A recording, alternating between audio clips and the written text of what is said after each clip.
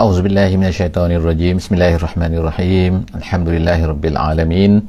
Nahmaduhu wa nasta'inuhu wa nastahdihi wa nastaghfiruh wa na'udzubillahi min syururi anfusina wa min sayyiati a'malina. Man yahdihillahu fala mudhillalah wa man yudlilhu fala hadiyalah. Nashhadu an la ilaha illallah wa nashhadu anna Muhammadan abduhu wa rasuluh. Allahumma shalli ala sayidina Muhammad wa ala alihi wa sahbihi ajma'in. Alhamdulillah. Syukur pada Allah Subhanahu Wa Taala, pagi ini kita bersama-sama lagi dalam sesi tadabbur harian, satu hari satu muka surat, insya-Allah. Hari ini kita akan bersama-sama di muka surat yang ke 239. Kita akan bersama-sama menyambung cerita tentang kisah Nabi Yusuf. Kita sedang membaca surah Nabi Yusuf, surah Yusuf, minta maaf, surah Yusuf ayat 31 sehingga ayat 37 insya-Allah pagi ini. Jadi kepada sahabat-sahabat semua yang bersama-sama dengan kita pada kali ini, yang mengikuti bersama-sama dalam sesi ini, kalau ada kemudahan, ada kesesuaian, insya-Allah boleh buka mushaf, itu adalah yang terbaik insya-Allah. Kita boleh tengok apakah yang dikatakan oleh Allah Subhanahu Wa Taala dalam bahasa Arab, insyaAllah. Kita tengok dalam bahasa Arab, bukan hanya kita akan mendengar cerita saja, tapi kita nak tengok apakah perkataan yang digunakan oleh Allah Subhanahu Wa Taala di dalam muka surat ini, insyaAllah. Jadi Alhamdulillah, yang pertama seperti biasa, insyaAllah minta respon suara dan juga gambar lah, insyaAllah. Harap-harapnya tak ada masalah, insyaAllah, pada pagi ini. Kita akan tengok, insyaAllah, ayat. Kita akan mulakan pada pagi ini dengan ayat 31, insya-Allah, ayat 31. A'udzubillahi minasyaitonirrajim. Falamma sami'at bimakrihinna arsalat ilayhinna wa'tadat alahunna muttaka'a wa atat kulla wahidatin minhunna sikkina wa qalat ukhrij alayhin falamma ra'aynahu akbarnahu وَقَطَّعْنَ أَيْدِيَهُنَّ وَقُلْنَ حَاشَ لِلَّهِ مَا هَذَا بَشَرًا إِنْ هَذَا إِلَّا مَلَكٌ كَرِيمٌ. Sadaqallahul azim. Alhamdulillah. Terima kasih yang memberi feedback suara dan gambar. Jadi kita telah baca sebelum daripada ni tentang iaitu berita peristiwa yang berlaku di antara Nabi Yusuf dengan isteri kepada tuan rumah tu, kepada isteri menteri di rumah tersebut, yang mana Nabi Yusuf memang tinggal di rumah tu sejak daripada kecil, sejak daripada dibeli. Jadi kita tengok kan di sini kan, selepas daripada perempuan ini telah berusaha untuk menggoda Nabi Yusuf, dan akhirnya berlakulah, jadi dia takut berita godaannya terhadap hambanya sendiri ni yang berada dalam rumah ni akan menjadi bising, akan menjadi diketahui oleh orang ramai dan sebagainya. Jadi dia cuba menyembunyikan tetapi tak berjaya.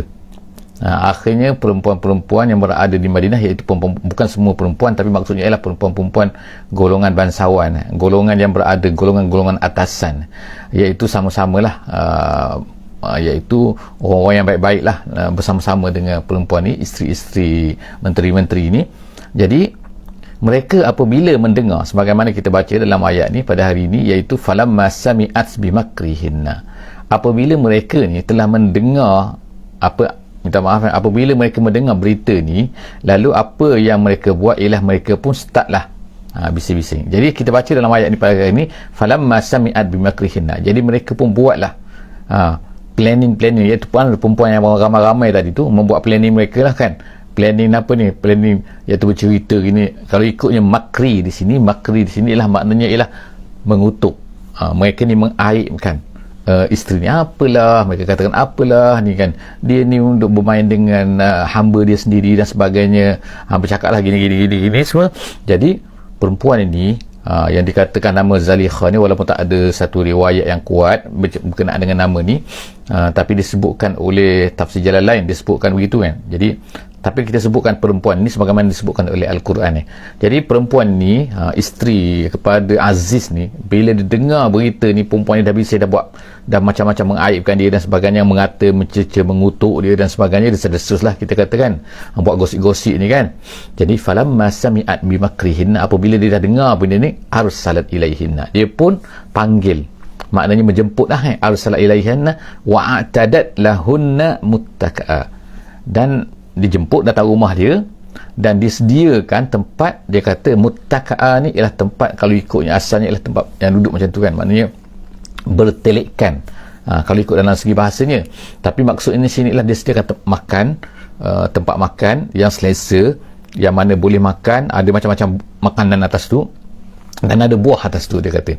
Jadi selepas daripada tu, wa atat kulla wahidatin minhunna sikina, lalu diberi kepada setiap perempuan-perempuan ini satu pisau.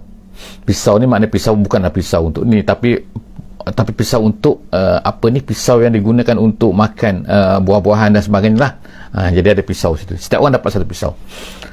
Pada ketika itu, apabila dah ready semua, perempuan tu semua dah nak makan dengan pisau di tangan semua ni, yang ramai-ramai ni, waqalat, lalu isteri Aziz tadi pun berkatalah, ukhruj alaihina, berkata kepada Yusuf, wahai Yusuf, kata sekarang kau keluar. Jadi dialah tempat tu macam mana, wallahu alam. Yang kita tahunya apa yang Allah Ta'ala ceritakan di sini. Jadi disuruh Yusuf tu keluar. Apabila keluarnya Yusuf, perempuan-perempuan ni semua pun melihat. Sebelum daripada mereka dengar cerita je, mereka dengar cerita dia ni tergoda dengan hambanya dan sebagainya kan, mereka tak tahu Yusuf ni bagaimana kan.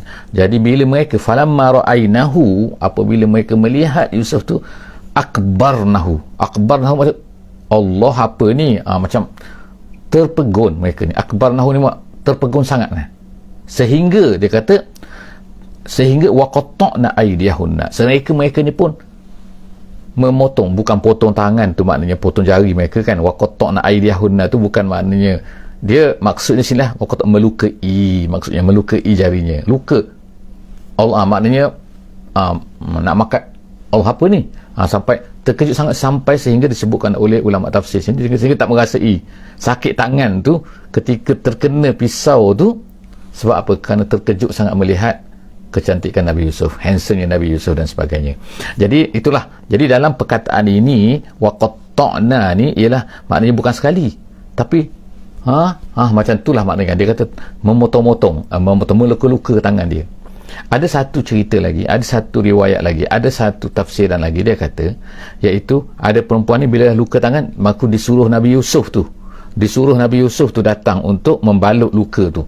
Jadi perempuan ini kan, isteri Aziz ni, jadi bila dia pergi jadi yang lain pun bila tengok tu nak melukakan tangan dia juga.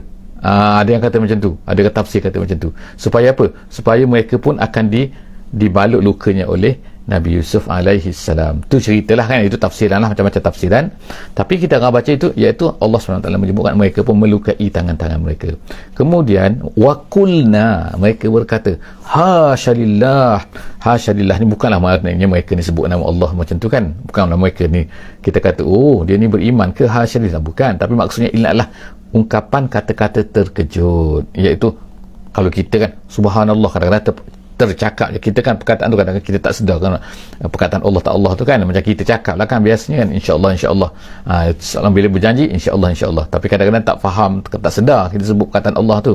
Jadi macam itulah dia kata hasyalillah, apa ni, gitu kan, terkejut sangat, subhanallah, macam itulah kalau kita ma haza bashara, ni bukan manusia ni, tapi in haza illa malakun karim. Mereka semua berkata, uish, ni malaikat ni malaikat. Sebab apa? Sangat-sangatlah cantik Nabi Yusuf tu, sebagaimana yang disebutkan oleh Nabi kita, Nabi Muhammad SAW, ketika dalam Isra Mi'raj, Nabi telah berjumpa dengan Nabi Yusuf ni, dan dia tengoklah kecantikan Nabi Yusuf ni.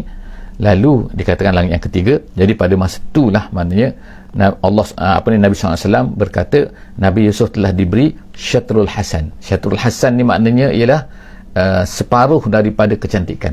Maknanya kecantikan Allah Ta'ala bagikan kepada manusia atas dunia ni kan, tapi separuh tu telah diambil oleh Nabi Yusuf. Jadi kita boleh bayangkanlah, kalau kita tengok ada lelaki-lelaki yang cantik, yang handsome dan sebagainya kan, tapi Nabi Yusuf tu semua mereka tu manusia atas dunia ni hanya dapat separuh saja, yang lain tu diberikan kepada Nabi Yusuf AS. Jadi bayangkan betapa cantiknya lah Nabi Yusuf ni. Jadi pada masa tu lalu berkatalah mereka lagi, kita baca sekarang ni ayat 32. Qalat, jadi perempuan tu pun berkatalah, inilah kan isteri Aziz ni, isteri menteri ni pun berkata, qalat fazalikunna allazi lumtunnani fi, itulah dia yang kamu mencela-cela aku tu, lum tunnani tu, kamu cela-cela aku. Inilah dia masalah dia. Dia kata hazahwa. Kalau ikutnya kan, fazalikunna, makna hazahwa, inilah bendanya yang kamu cerita-cerita, kamu viral, kamu gosip-gosipkan aku, katakan macam ni tu kan. Jadi seolah-olahnya dia berkata sekarang ni apa ya, iaitu dia ni bayanul uzur, maknanya iaitu seolah macam aku bukan teruk sangat aku ni kan, tapi tengoklah macam inilah keadaan dia. Tengoklah kan macam mana Yusuf ni kan, aku hari-hari duduk bersama dengan dia, macam mana kan aku tak tergoda. Itu kata dia, itu dikatakan oleh tafsir sebagai bayan al-uzr. Lum tunnani fi, itu yang kamu cela-cela aku tu.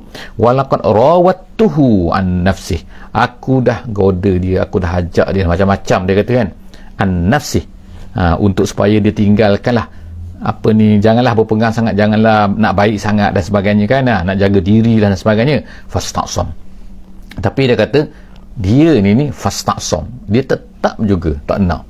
Fastaqsam makna asama, makna berpegang, makna fastaqsama, jadi dia tetap berkeras juga, tak mau apa, iaitu tak mau tunduk pada aku, tak mau ikut ajakan aku dan sebagainya. Jadi fastaqsam, inilah dia. Wala illam yaf'al ma amuruhu, jadi perempuan ni pun berkata lah, isteri Aziz ni pun berkata, dia kata wala illam yaf'al ma amurhu, kalau dia tak buat apa yang aku suruh, apa yang aku nak, la yusjananna, nescaya dia akan dipenjarakan.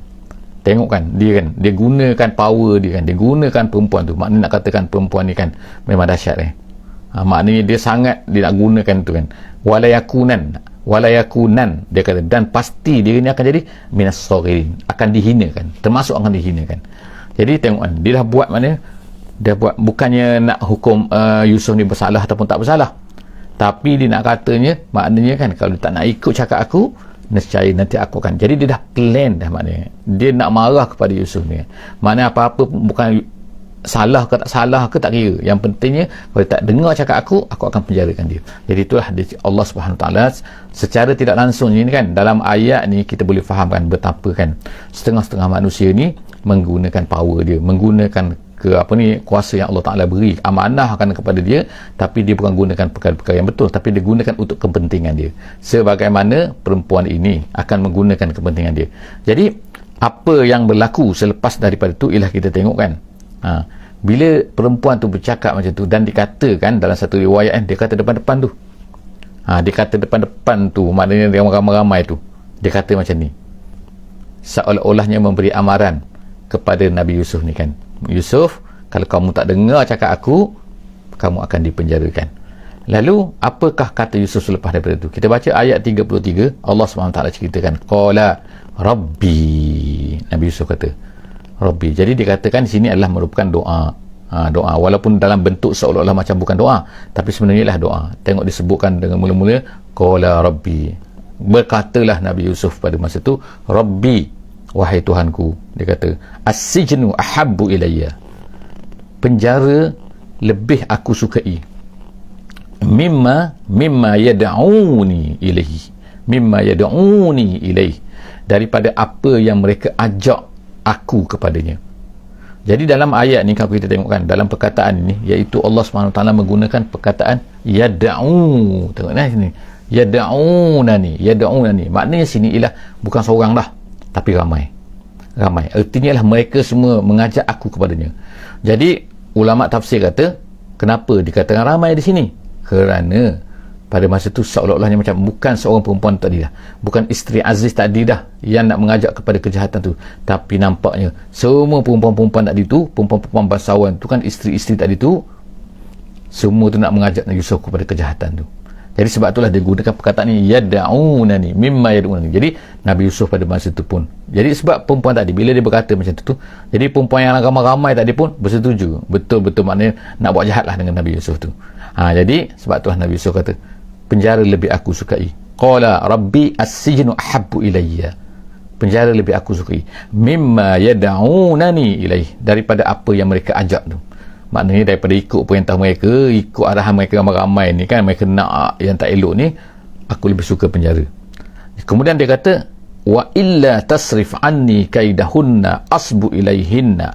Jadi dia kata sini, wa illa, dan ya Allah, dia kata maknanya kan, kamu Ini adalah doa lagi sebenarnya, walaupun ayatnya dalam bentuk macam tu, iaitu dia kata minta supaya engkau palingkan anni kaidahunna, plan-plan mereka, kejahatan-kejahatan mereka ni, apa yang mereka nak buat terhadap aku ni kan, mintalah Allah jauhkan aku daripada perkara-perkara itu semua, asbu ilaihinna, daripada aku juga ialah cenderung kepada mereka ni, minta jauhkan aku daripada cenderung. Asbu tu maknanya amil, iaitu aku cenderung maka nak buat kejahatan tu.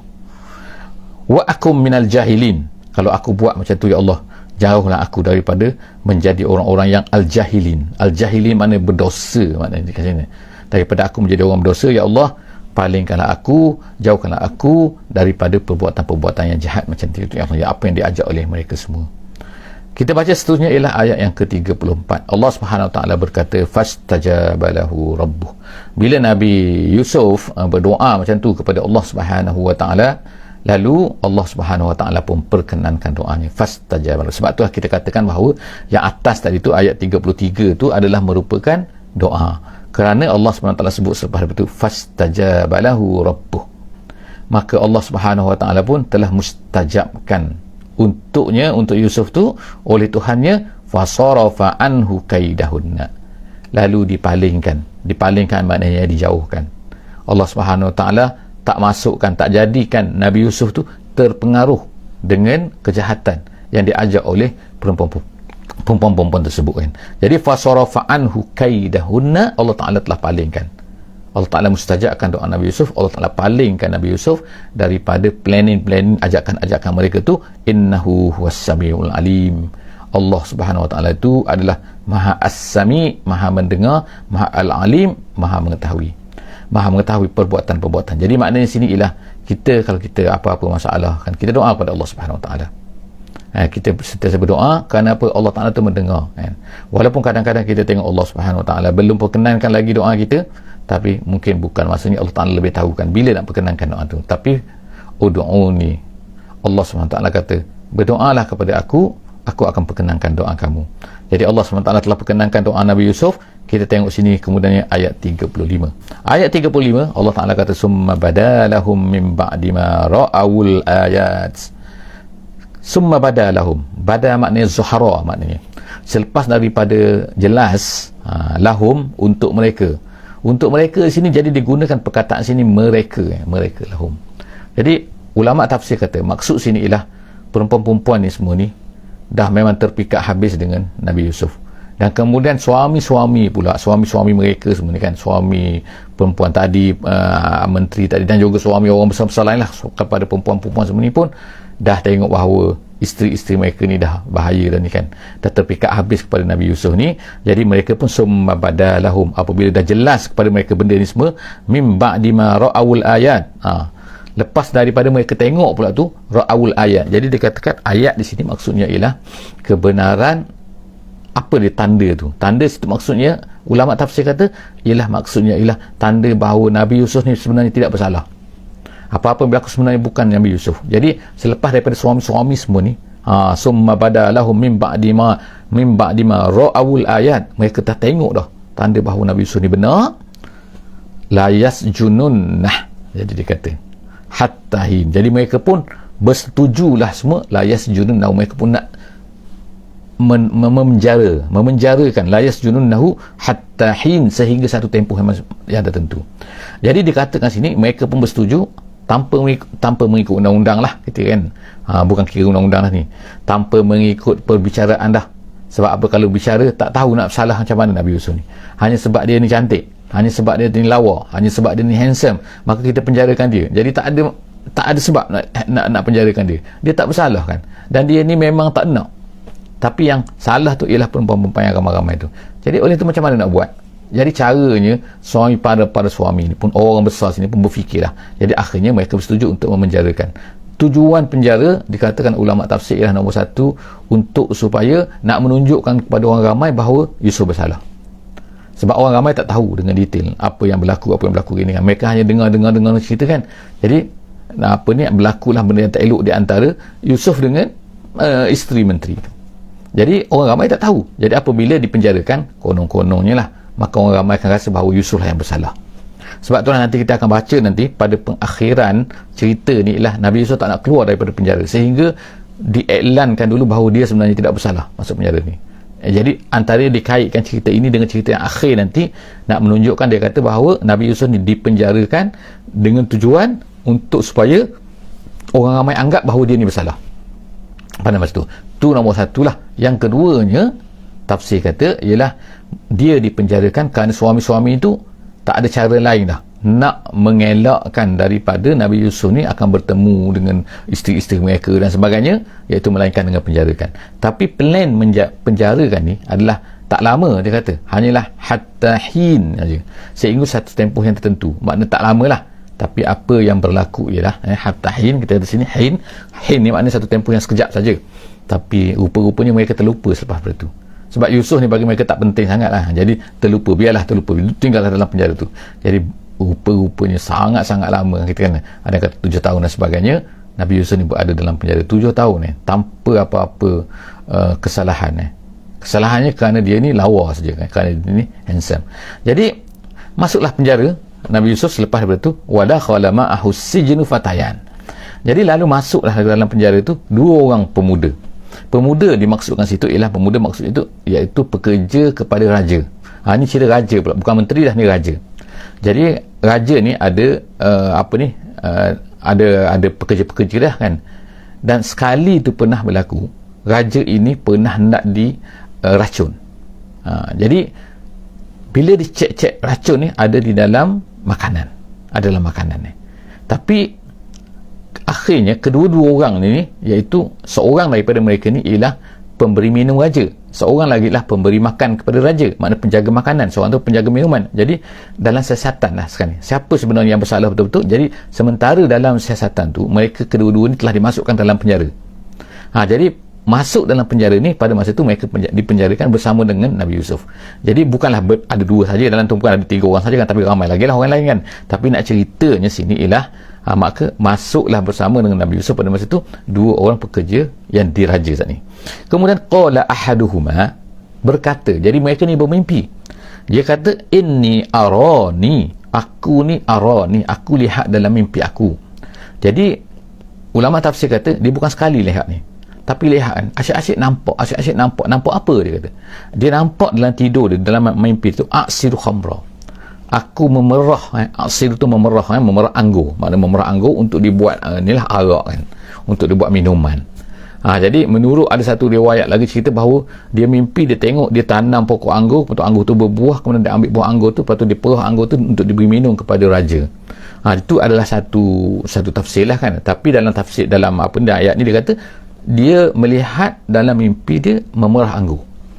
Kemudian waqala al-akhar, seorang lagi tu berkata, dia kata inni arani ahmilu fawqa ra'si khubzan, aku mimpi pula ni, sentiasa pula mimpi, aku tengok aku ni bawa di atas kepala aku ni roti, dan roti ni dia kata ta'kulu tayru minhu, dan tiba-tiba datang burung, dia makan sebahagian daripada roti yang ada di atas kepala aku ni.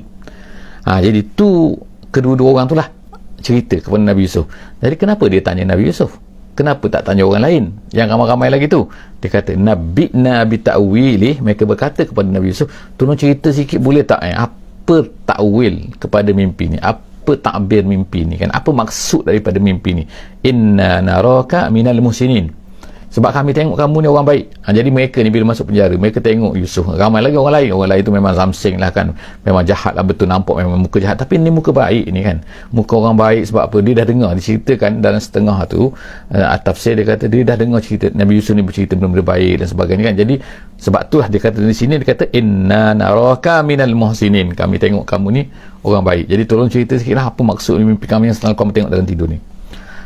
Lalu ayat 37 kita tengok ayat 37 tu, ayat 36 kita tengok qala, lalu Nabi Yusuf pun berkata la ya'tikuma ta'amun turzaqanihi, Nabi Yusuf pun berkata tidak akan datang kepada kamu, kepada kedua kamu ni makanan.